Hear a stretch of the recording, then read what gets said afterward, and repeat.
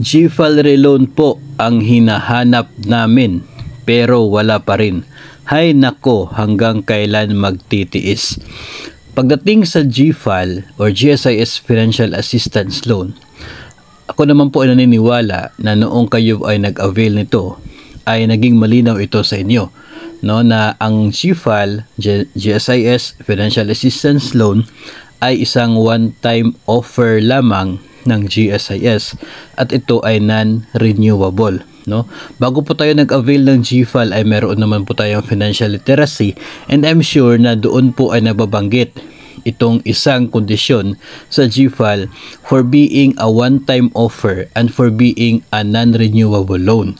So kung yun po ay naibahagi sa atin, na-explain sa atin noong tayo ay nag-avail ng GFAL, then I believe na hindi po nararapat na mag-i-expect tayo ng renewal sa GFAL.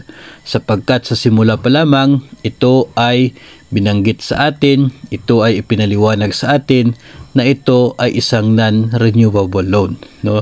Minsan kasi, yung inaasahan nating mga bagay ay hindi naman nakasunod doon sa kung ano yung nakapaloob sa terms and conditions ng isang loan. Katulad po nito, kung ang terms and conditions ay one-time offer lang at hindi renewable, mali na tayo ay aasa na ito ay maging renewable anytime.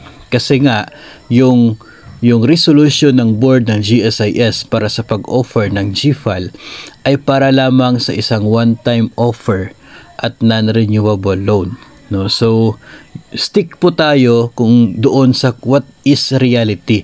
Stick po tayo doon sa facts na nakapaloob sa conditions ng isang loan at huwag tayong mag-expect beyond kung ano po yung characteristic ng isa pong loan, no? So katulad po nito, talagang masasaktan ka, no? Kung yung iniisip mo, hinihintay mo ay renewal sa GFAL, tapos yung GFAL alam mo from the beginning na ito ay non-renewable. Naniniwala po ako na ito ay bahagi ng financial literacy na nangyari bago po tayo nag-avail ng GFAL. Kasi minsan po na naging part ako, no, ng isang financial literacy seminar sa GSIS noong plano ko rin na mag-avail ng GFAL, pero hindi po yun natuloy kasi by that time ay wala pa po akong UMID account sa GSIS, so hindi pa po ako nakapag-process, so hindi pa po sila makapagpasok ng proceeds sa account ko, no? So kaya hindi natuloy yung GFAL ko, pero nakapag-attend ako ng financial literacy seminar, and doon naman talaga ay binabanggit na one-time offer at non-renewable ang GFAL. So siguro po, kapag mayroon tayong ina-applyan na loan, tapos in-explain sa atin, no, kung ano yung conditions ng loan na ito, wag na tayo ma-expect ng beyond o nung nasa labas ng conditions na yon, para hindi po tayo masasaktan at hindi po tayo aasa doon sa wala.